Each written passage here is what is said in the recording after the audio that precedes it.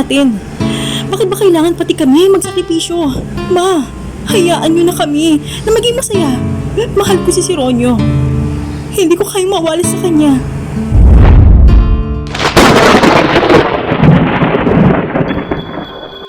Masakit, malupit, ang iginawad ng tadhana sa buhay na mayroon kami ngayon. Namumuhay kami ng malaya, kahulubilo ang mga tao. Sa modernong panahon ngayon, ang kuro-kuro sa mga pang makalumang kwento ukol sa mga aswang ay nakala na lahat ay nabubuhay lamang sa imahinasyon na mabasa lamang sa mga libro.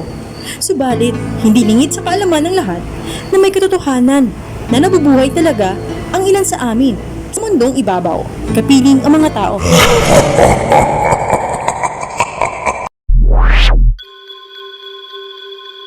Hindi lang kami matatagpuan sa mga probinsya, maging sa syudad ay nakaabot na ang ilan sa amin. Ako nga pala si Malena, na taga Cotabato ng bansang Pilipinas. Hayaan niyong ma-share ko sa inyo ang kwento ng pag-ibig na naranasan ko sa isang roller coaster na may hatid na kababalaghan pagkat ako'y napapabilang sa isang grupo ng mga aswang.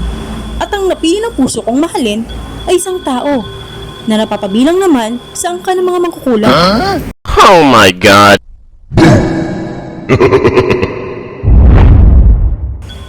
Ito rin ay maaaring makapagbigay ng aral sa inyo. Lintek! Georgia! Kailan ba mauubos ang mga aswang na yan? Bakit? Manilo, ano ba na naman ang problema mo? Hindi ka ba updated? May dinala na naman ng mga lintik na aswang na yan na isa sa mga kauri natin.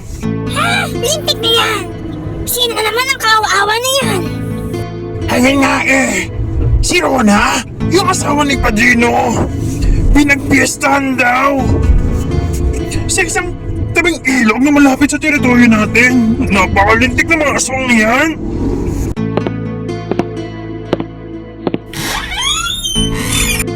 Oh, pa, anong nangyayari sa inyo? Mainit na naman ang ulo mo. Nag-aaway ba kayo ni Mama? Ha? Hindi, iho! May malungkot lang na binalita ang ngitay mo. Si Rona, yung tita mo, na malayong kamag-anak ng ama mo, natagpong patay sa ilog. Dahil pinagpistahan daw ng mga aswang ang katawan. Ha? Mga lintik na yan. Kaya, ikaw, iho, mag-ingat-ingat ka ha sa mga nakikilala mo. Kilalanin mo ng maigi lahat ng mga nakakasalamuha mo. Baka ilan sa kanila ay dinadala ka na sa kapahamakan. Sa kabilang banda? Ma, bakit pa natin kailangang gumanti? Kawawa naman yung mga nilapan ng grupo natin kahapon. Ano? Naawa ka pa doon? Nararapat lamang ngayon sa kanila. Di silang nauna, hindi ba? Tayo bang nauna? Bakit? Ano ko ba ang nangyari? Ay nako, talaga namang iha ito. Kinuha nila ang isa sa mga kauri natin.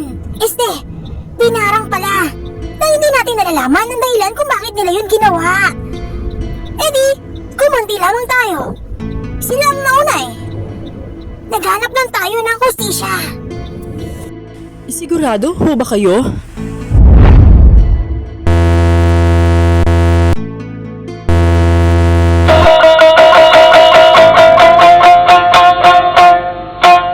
Kasalukuyan akong nagdadrive sa gitna ng kagubatan habang may mga dala akong bagahe na puro mga hayop gaya ng mga manok at maliliit na mga baboy sa likod ng aking daladalang truck. Sa gitna ng aking biyahe ay bigla na lamang naplatan ang isa sa mga gulong ng aking sinakyan. Oh, naku naman! Ang malas naman! Bakit ngayon pa?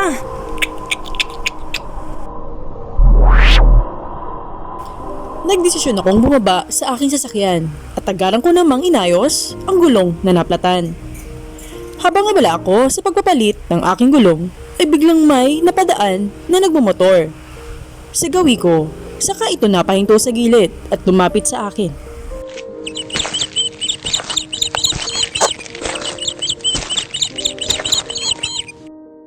Miss, napansin ko lang, may problema ata ang iyong sasakyan. Baka maaari akong makatulong sa'yo.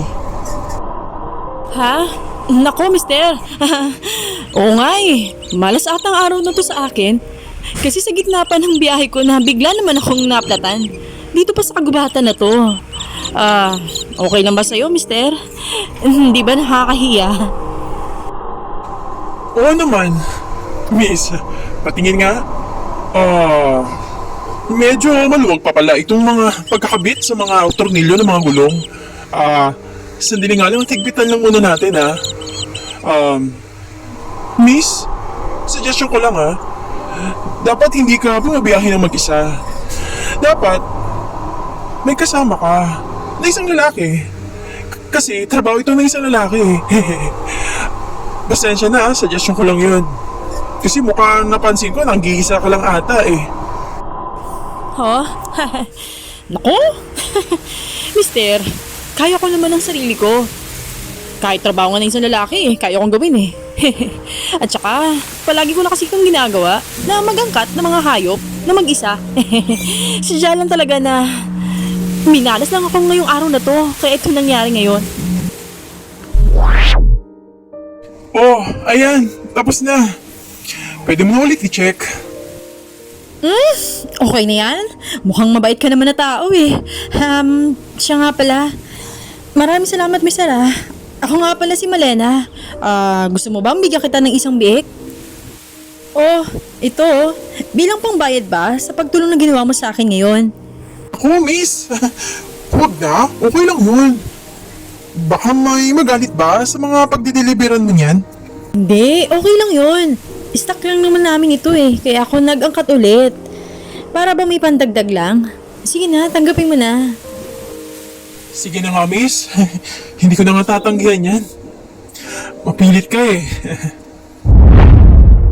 Sa paglipas pa ng mga araw, nagkaroon naman ng piyesta sa isang bayan.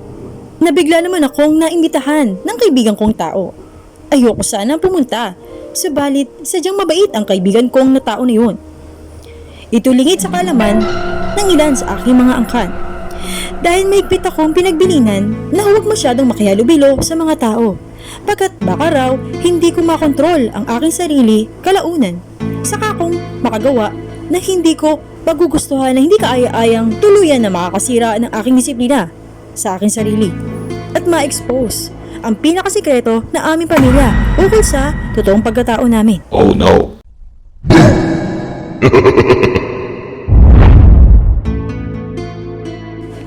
Ma, huwag ka mag-alala. Hindi naman po ako magtatagal doon. Makikisama lang po ako. Kapag napansin ko na paggabi na, uuwi naman po ako kagad Kailangan talaga, Iha. Para din ito sa kapakanan mo. Baka matsimpuan ng mga kaaway na naroon ka. Delikado yon, Iha. At saka anak, kahit may lahi tayong aswang, naroon pa rin naman tayo sa mabubuti. Hanggat maaari, hindi ba, ay iniiwasan nga natin na tuluyang maging masama. Kaya nga tayo nag-iisak ng mga hayop sa bakura natin para may makain tayo. At naiwasan nating dumali ng isang tao. At hindi ba? Bukod pa roon, kumukuha tayo ng mga stock ng dugo sa Red Cross para may stock din tayo kung tayong may inom. Sa makasakit ng ibang tao. Yes po ma, maliwanag po. Huwag po kayong mag-alala. Mag-iingat po ako. Gusto ko lang po talaga na makihalubilo sa mga tao kahit paminsan-minsan.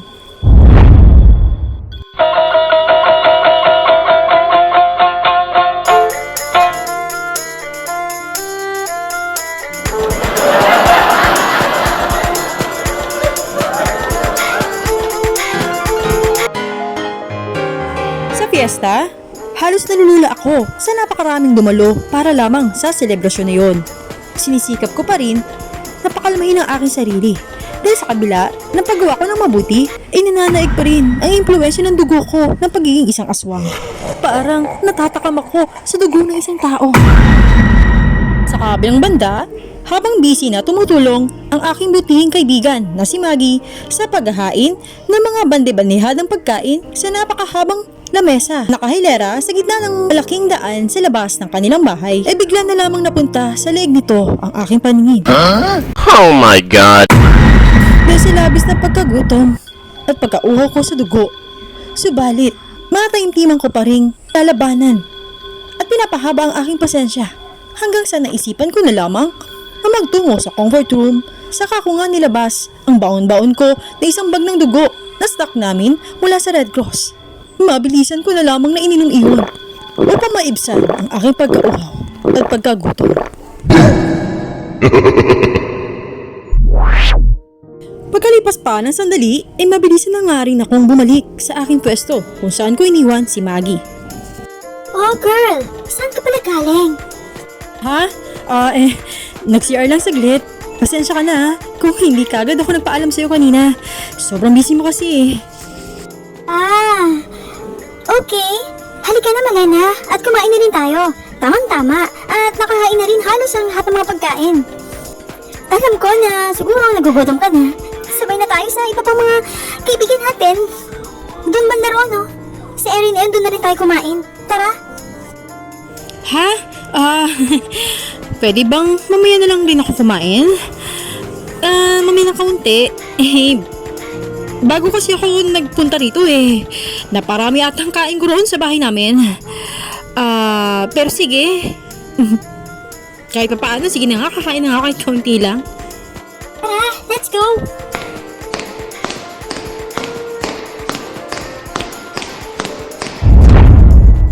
Pagkalipas pa ng ilang sandali, ay nagsimula na nga ang mga palaro na nihanda para sa fiesta na yun.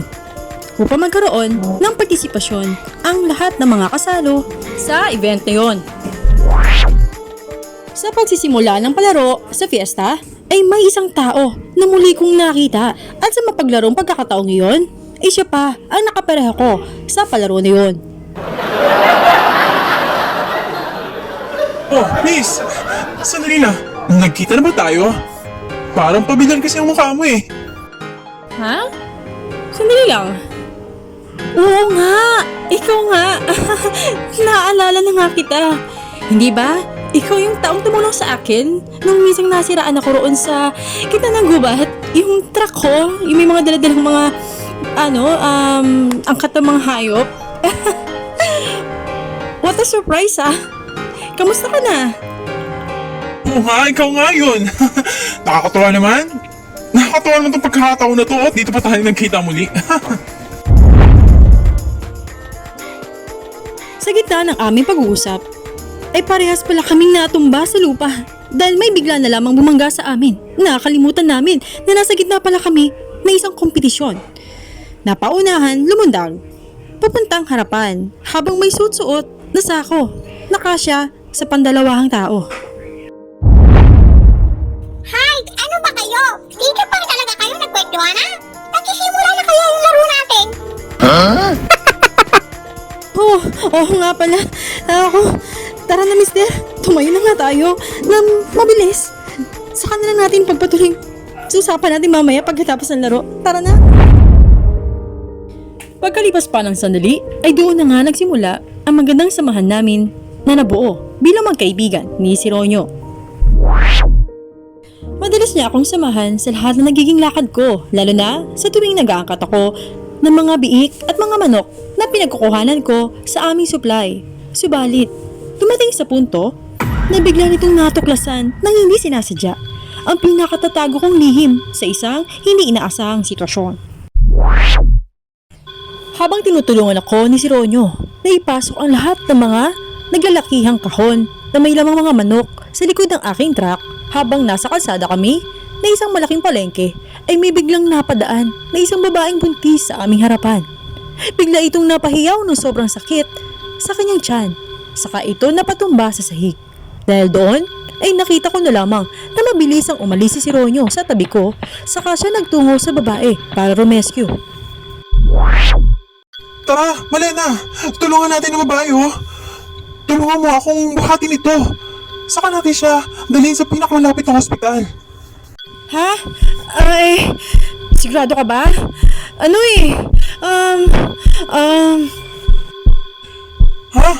Ano ka bang pinatayo-tayo mo riyan?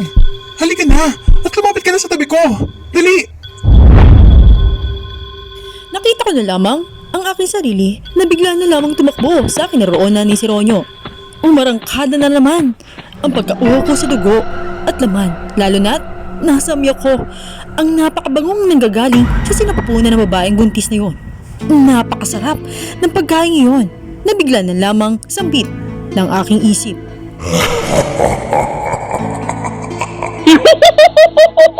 Naroon na nga ako at tinulungan ko na si Ronyo na buhati ng babae. Saka namin siya sinampa sa likod ng aming truck. Halos tagaktak ang pawis ko. Habang buhat-buhat ang babae, halos naglalaway na rin ako sa sobrang pagkagutom. At unti-unti na rin sumisilay ang matatalim ko ng mga ngipin. Maging itim ng aking mga mata ay nagsisimula na ngang humungis ng patulis. Gustong-gusto ko nang lamunin ang tao sa mga oras na yun. Lalo na't nasa mga bisig ko ang isa sa pinakamasarap na pagkain. Subalit, kahit napakatindi ng tukso na aking naramdaman, itudo pa rin ang aking pagpipigil sa aking sarili. Hanggang sa maayos na nga namin na naisampa sa likod ng truck ang babaeng buntis na yun. Saka kami nagmadali ni si Ronyo na sumakay sa unahan para mabilisan na siyang dalhin sa pinakamalapit na ospital. Sa gitna ng aming biyahe ay bigla na lamang napasigaw ang babae na pumutok na raw ang panamigan nito. Mas lalo ko tuloy na samyo ang amoy ng umaagos nito na dugo mula sa puwerta ng babae. Napakabango. Matinding tukso na rin ng demonyo ang nag-uutos sa utak ko na lumunin na ang sanggol sa sinapupunan ng buntis na iyon.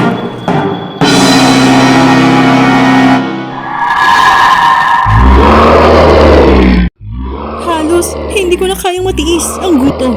Saka ko na lamang nakita ang manibela ng truck ko na punong-puno na pala ng aking laway na umaagos mula sa aking bibig. Maging ang mga kuko ay nakita ko na lamang na nagiging matulis na at mahaba. Walang anonoy, napalingon na lamang ako bigla sa katabi ko. Baka napansin niya ang naging pagbabago ng anyo ko. Subalit, sa aking paglingon ay nakita ko na lamang na siya ay nakatingin sa labas ng bintana ng aming truck. Hindi ko na nga matiis. Kung kaya't, saka ko na nga nilihis sa isang magubat na area ang aming dinadaanan at inihinto ko na iyon sa walang masyadong matatao na lugar. Oh, Malena, bakit tayo narito?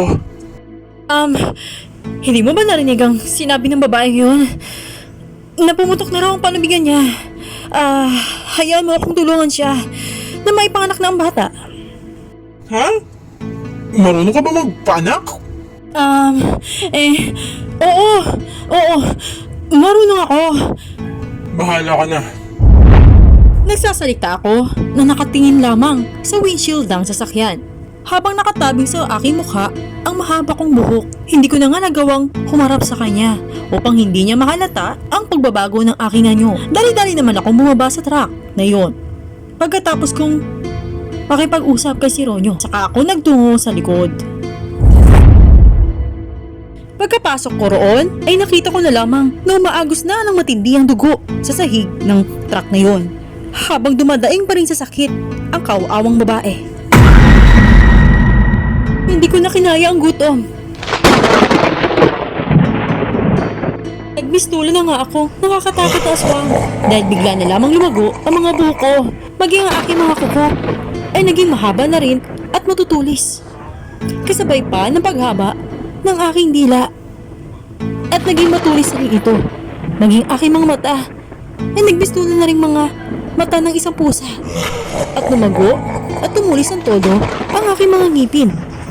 Ay nanginginain na makalapa ng laman ng isang tao.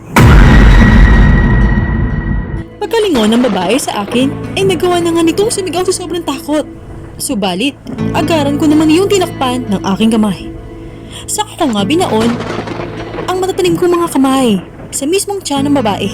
Hinanap ko ang sanggol na naroon mismo sa pinakailalim ng tiyan nito sa kanyang sinapupunan. Halos wala na ako sa aking katinuan. At saka ko nga kinagat-kagat ang kanyang tiyan para lamang tuluyan itong mabiyak. At saka ko nga nilabas habang hinuhugot ko ang bata mula sa ilalim nito. Hinugot ko nga ng hinugot ang lahat ng parte ng sanggol na yun mula sa kaloob-looban ng sinapupunan ng babaeng yun. Saka ko nga ito nilapa ng todo. Nilalapa ko iyon habang nagpupumiglas ang buntis. Hindi ko na nga nakayanan pa. Napigilan ang nagwawalang demonyo sa loob ng pagkatao ko. Nawala na nga ako sa aking katinuan. Nilapa ko ng tuluyan ang sanggol na naroon. Hindi pa ako nakontento. Maging ang puso ng babaeng buntis na iyon ay akin na nga dinukot mula sa dibdib nito, saka ko nga iyon nilamon. Nilamon ko iyon na para bang hindi ako nakakain ng pagkain sa loob ng isang taon.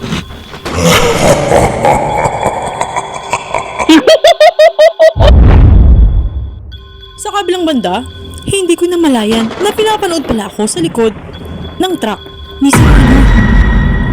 Nang misang hindi ko sadyang napalingon sa aking likod, ay nakita ko ito na nakatayo. Di kalayuan sa kanaroroonan ko habang nakakross ang dalawa nitong mga kamay. Sa pangyayaring iyon, ay parang bigla akong nakabalik sa aking katinuan.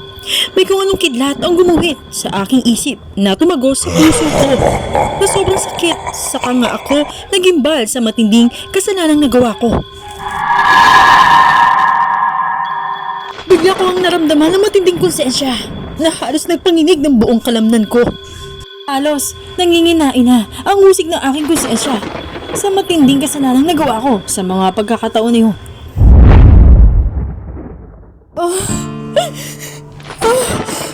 Please, patawad sa nagawa ko. Hindi ko ito sinasadya. Maniwala ka. Sinubukan kong labanan ang sumpa ng lahi ko. Maawa ka, Sereno. Huwag kang magsusumbong sa taong bayan. Huwag ka matakot sa akin. Patawad ko nagsinungaling ako. Hindi ko sinasadya na lumapa ng tao. Hindi ko akalain na magagawa ko ito. Shh! Okay lang. Huwag ka na labis na matalanta. Huwag ka na mag-alala. Dahil hindi naman ako magsusumbong kung kanino man eh. Huwag ka mag-alala. Wala namang makakalam.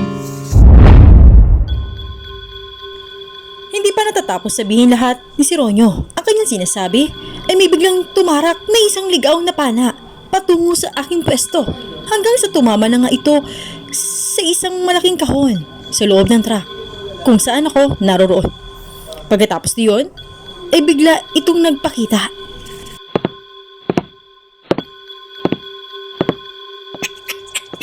Sayang! At hindi tumama ang pana sa puso ng aswang na yan. Oh! Tirso? Anong ginagawa mo rito? Ha?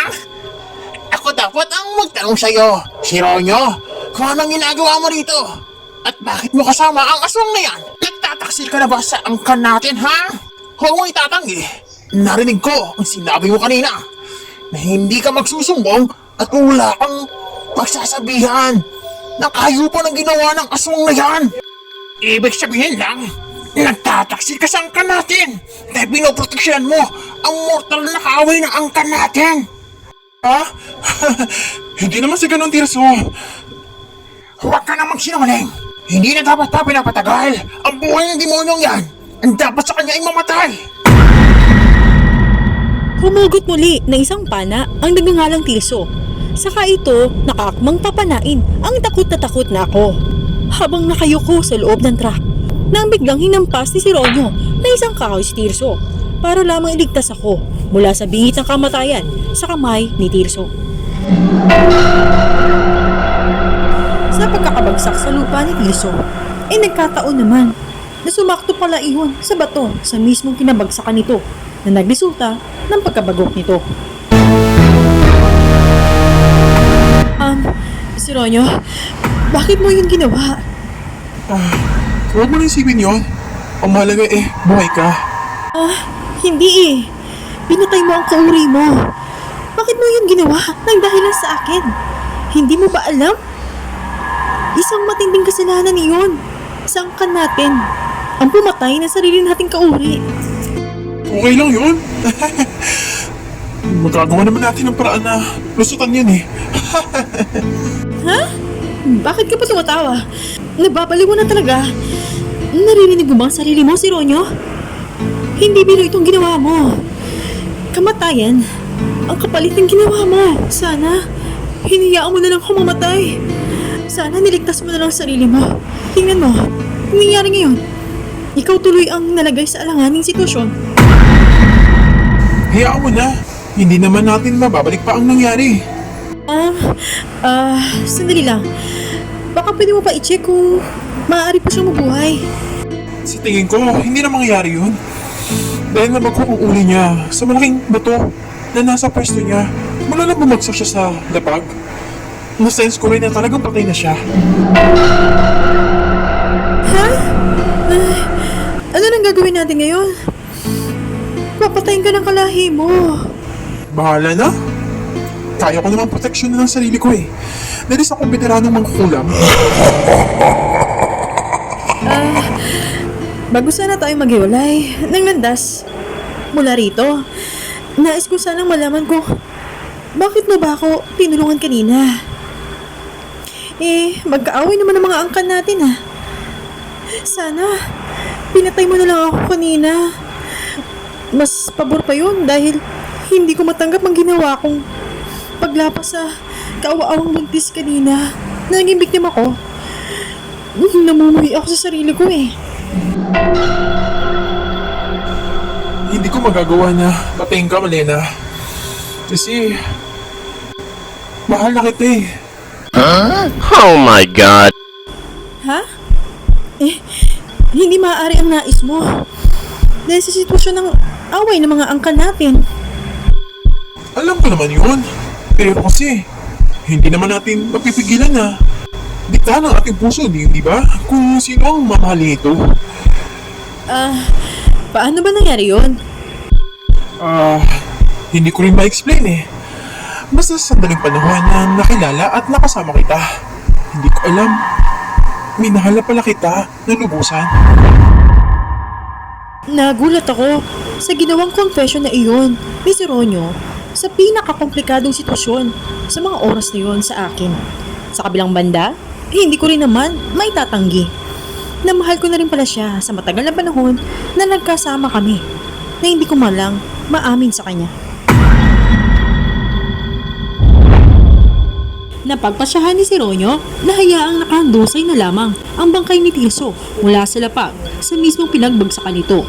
Samantala, amin namang dinala sa pinakamasukal na parte ng gubat ang natitirang bangkay ng buntis na aking napatay. Saka naman namin ito sinunog kasama ang kahoy na ginamit ito sa pagampas kay Tirso. Saka namin itinapon sa gitna ng dagat ang natitirang buto nito. Pagkatapos niyon, sinamahan naman ako ni si Ronyo sa aming tahanan. Sandali! Sino kang tampalasan ka? Bakit ka nakapasok dito sa teritoryo namin? Espiya ka ba? Ma, please, ma, huwag ka kong mag-iskandalo. Kasama ko ho siya. Hinatid niya ako rito. Hinatid? Bakit? Bakit ka nagpatid? Inuuto mo ba ang anak ko? O may ginamit ka na sa lamang ka? O kaya napakamuha ang anak ko? Hindi ho. Nagkakamali ho kayo. Wala ho ako masamang intensyon sa anak niyo. O espiya para gumawa ng gulo rito sa teritoryo ninyo. Kung wala man, anong pakay mo't naparito ka sa teritoryo namin? Ma, chillax ka lang please. May sasabihin kami sa inyo. Ano yun? Ma, may muntik na pumatay sa akin kanina. Nakalahi nila. Pero, hindi siya nagtagumpay kasi niligtas niya ako. Niligtas? Opo mama. Nagawa niyang mabatay ang kauri niya. Na isa ring mangkukula.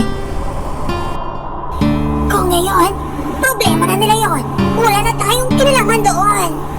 At pwede ba anak? Huwag ka na nga makisama sa problema nila. Ma, hindi yun ganun kasimple eh. May kinalaman ako roon kasi hindi naman yung mapapatay ang kauri niya.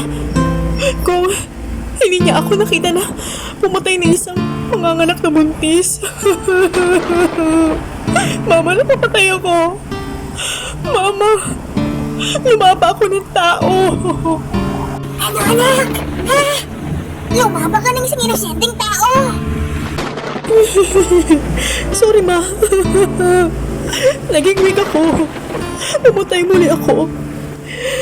Sa matagal na panahon ng pagtigil natin sa pagpatay ng tao. Patawad, Ma. Namumuhi ako sa sarili ko ngayon. Dahil pumatay ako na walang kaawa-awang buwang na sanggol. Yun ang dahilan kung bakit pinatay ni si Ronyo ang kauri niya. Kasi niligtas niya ako sa kamatayan. Anong gusto mong gawin natin ngayon?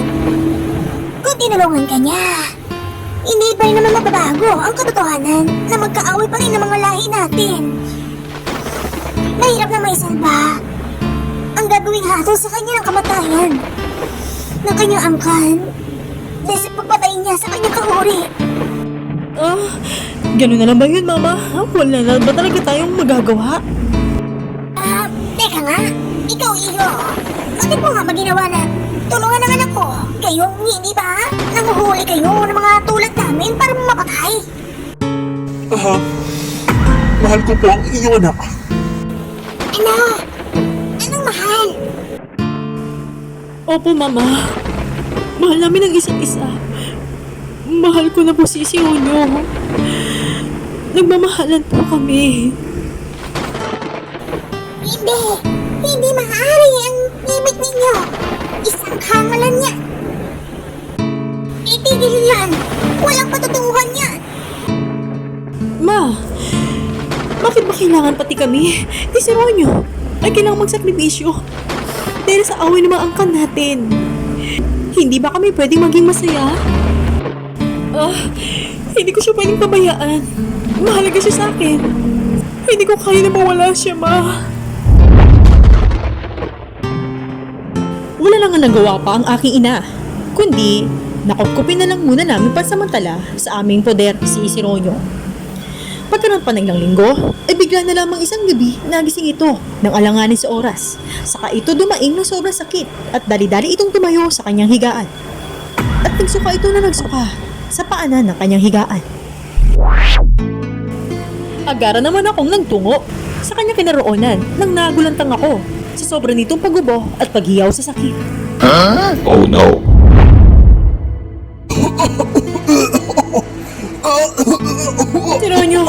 Si Ronyo, ano yan? Matindi ata ang pagsusuka mo ngayon. Bakit hindi namang sinusuka mo? Bakit sinusuka ka na namang insekto, tarantula, ipis, gagamba, at mga daga? Hindi maaari ito, si Ronyo. Baka nalalaman nila ang sikreto mo. Ano gagawin natin? Gumaganti na sila. Sabihin mo sa akin kung paano kita matutulungan, si Ronyo. Sobra na ang aking pagkataranta dahil halos abala na sa pagluwa at pagubo si Ronyo. Hindi ko na nga alam ang aking gagawin. Kung kaya't nagmadali na lang akong gisingin ng aking ina. Oh no. Ma! Tulungan mo kami! Ma! Bakit anak? Anong problema mo? Ma! Si Ronyo, nagsusuka po ng mga insekto at kung ano pa. Ano ang maaari natin gawin, Ma? Para matulungan siya. Nako, sinasabi ko na nga ba eh. Anak, hinahatulan na siya ng kamatayan. Kung wala na tayong magagawa, tungkol doon, mga aswang lamang tayo. Sila, may mas higit ng kaalaman sa Maika. Wala tayong laban sa kanila. Ha? Hindi naman ako pwede na. Panoorin ko na lang siyang unti-unting namamatay sa harapan natin, Ma. Anong gagawin ko?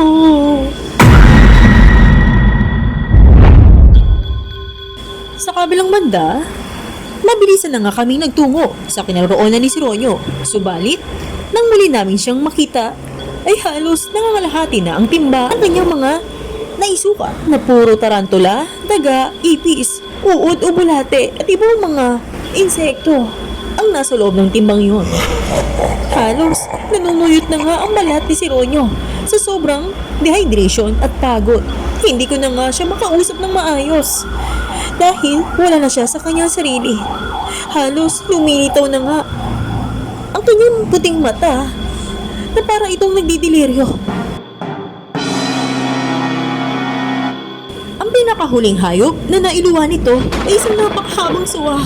Sobrang haba ng sawang iyon na halos inilabas niya mula sa kanyang bituka. Sa sobrang haba nito ay halos hindi na siya magkasya sa loob ng timba. Kung kaya't nagawa na nga niya nitong gumapang sa sahig. Hindi, Sironyo, hindi makana ito. Naawa ko sa iyo, mahal ko. Gusto ko itong talukan pero wala akong magawa.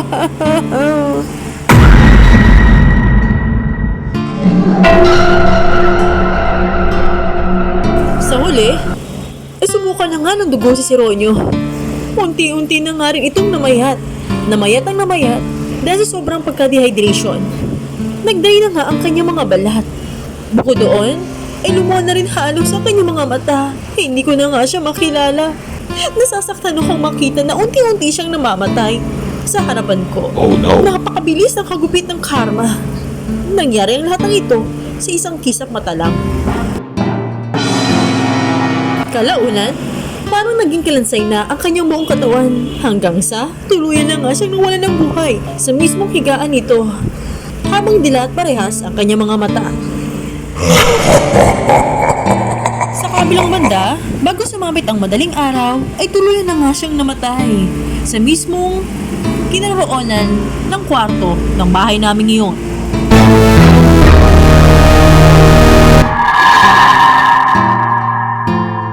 Kalaunan, nanatili na lang akong parang zombie na walang emosyon habang yakap-yakap ko ang katawan na minamahal ko na si Sironyo. Sa buong magdamag na yon, halos naubos na ang buong luha ko. Dahil yun lang ang kaya kong gawin, doon pala kalala ang hagupit ng kaparusahan na ipinataw ng kanilang angkan sa kanya. Dahil sa tindi ng nagawa nitong kasalanan, para lamang iligtas ako mula sa kamatayan. At yun na nga, ang isa sa pinakamasaklap na aking karanasan na hindi ko makakalimutan sa buhay ko. Bunga ng isang pinagbabawal na pag-ibig.